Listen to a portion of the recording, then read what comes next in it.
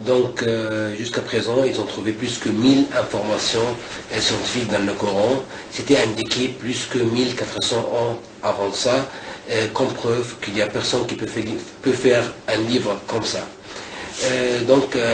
Aujourd'hui, on va parler d'une seule information, des plus que 1000 informations, c'est de la fourmi. La fourmi, elle a parlé dans le Coran. Est-ce que la fourmi, elle parle depuis le début? Oui, effectivement, la fourmi, la science moderne, elle a prouvé que la fourmi, pas seulement elle parle, mais quand même, elle peut chanter.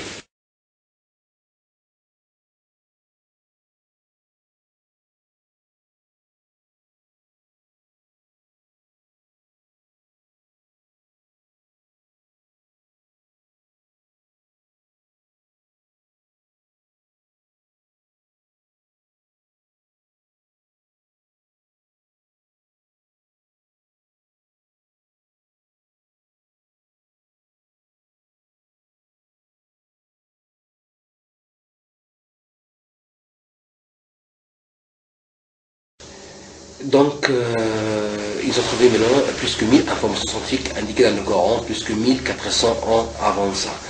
Donc aujourd'hui, on va parler de la fourmi.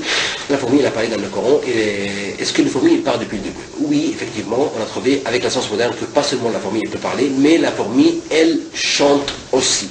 Donc la fourmi, elle se communique entre eux par 4 manières. La première chose, c'est la communication sonore. Deuxième chose, la communication tactile. Troisième chose, la communication visuelle. Troisième chose, c'est la communication chimique. Donc, communication chimique, ou bien par toucher, ou bien par la voix, ou bien par le mouvement comme la danse de l'abeille. Donc, la fourmi peut communiquer effectivement. Deuxième chose, elle a utilisé un terme très bizarre. Elle a utilisé le terme brisé et pas écrasé. Elle a dit Salamon et ses soldats peuvent nous briser sans qu'ils fassent attention. La signification. Donc, pourquoi briser? On dit je brise un verre et j'écrase un insecte. Parce que maintenant on a trouvé avec la science moderne que le dos de l'araignée, la composition du dos de l'araignée, c'est du silicone, et le silicone c'est la majorité de la composition du verre. Donc c'est brisé et c'est pas écrasé, et c'est franchement choquant. Brisé et écrasé.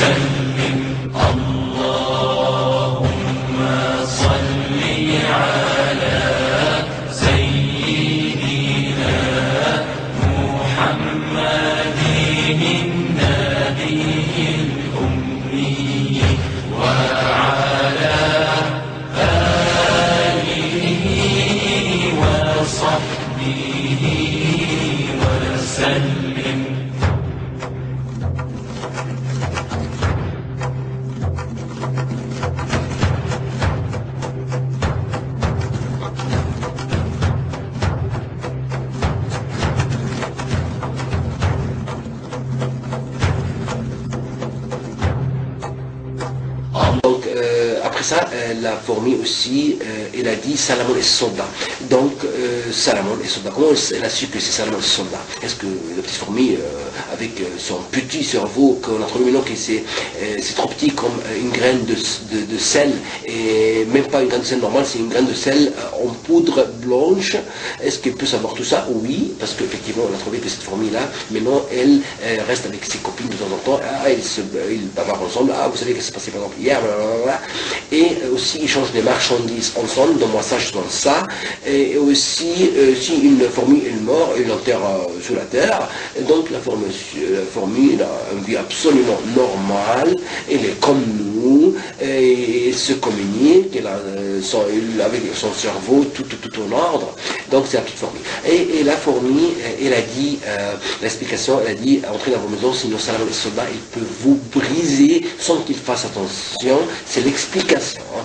Donc pourquoi faut qu'ils fassent attention? Parce que si quelqu'un il a un cœur, il est croyant, il croit en Dieu, donc il ne va pas juste braser comme ça ou faire faire quelque chose comme ça. Donc s'il fait ça, il fait ça sans qu'il fasse attention, parce qu'ici, par exemple, il voit la fourmi, il ne va pas la briser, mais parce qu'il n'a pas vu, donc il a donné l'excuse à Salomon et ses soldats, parce qu'ils ne font pas attention, simplement quand il passe ou il marche, donc voilà. Et maintenant, il a utilisé un terme aussi bizarre. Il n'a pas dit en fait exactement le terme sans qu'il fasse attention, ou sans qu'il note, ou sans faire exprès. Non, il a dit Wahum la yashurun. Donc le mot shour, parce que shour, c'est quelque chose, c'est par exemple, on dit, avec la science moderne, que la fourmi, quand elle se communique par les antennes. Donc l'antenne, ça vient du mot shour. Et psychologiquement, si un médecin, par exemple, il utilise des termes médicaux dans une conversation absolument normale, parce que c'est psychologiquement, c'est la science de la psychologie qui a trouvé ça, qu'il entre des mots ici, là-bas, parce que il est un médecin, par exemple. Et c'est pareil, ou un mécanicien, il entre des termes, par exemple, mécaniques, voilà. Donc, c'est pareil aussi, la fourmi, elle a utilisé le mot shour, sans qu'il fasse attention, mais c'est pas exactement ce terme-là, elle dit wahum la yashurun, parce que c'est psychologiquement, parce qu'il a des antennes, donc il a utilisé ce mot-là.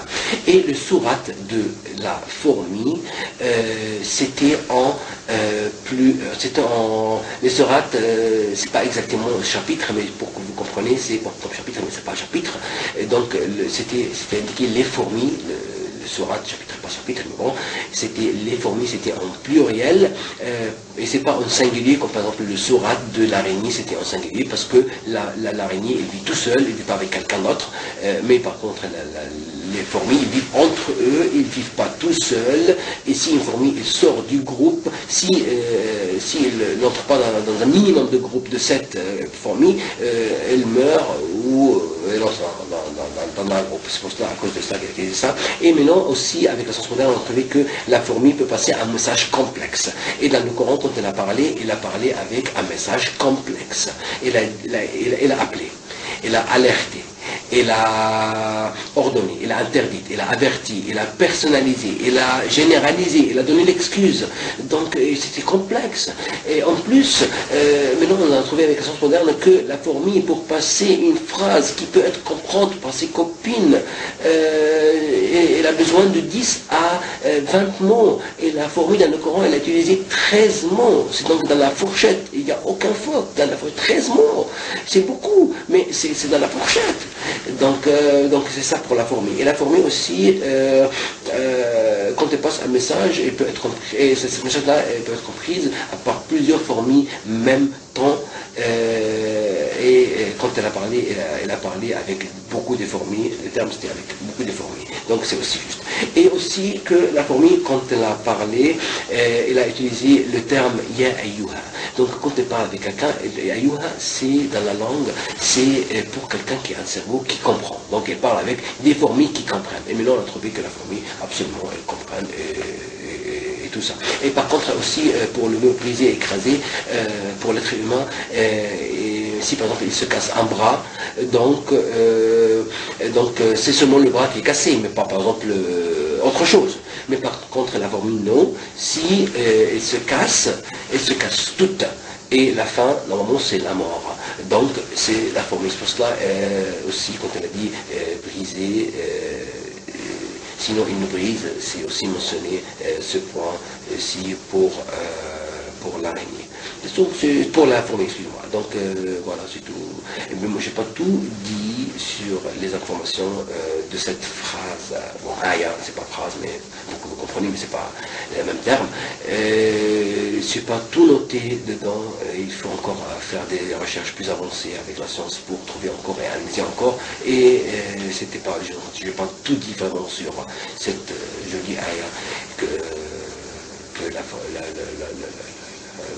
la fourmi, elle a parlé. Et en islam, on n'a pas le droit de tuer une fourmi. Maintenant, on a trouvé avec son moderne que la fourmi est très importante pour la stabilisation de la terre, pour plusieurs raisons. Par exemple, avec tous ces petits trous qu'elle fait, ça aide à l'aération de la terre, Et en plus aussi, la fourmi, elle a utilisé le terme entrer dans vos habitations. C'est avec S, et c'est pas une seule. Et maintenant on a trouvé sous la terre que la fourmi elle peut faire un village qu'on entre dedans, on marche, et c'est un village, et plein de chambres dedans.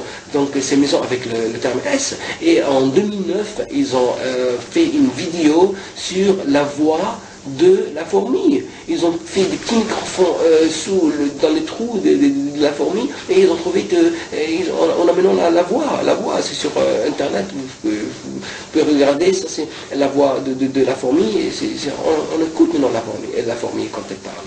Et donc c'est ça sur la fourmi.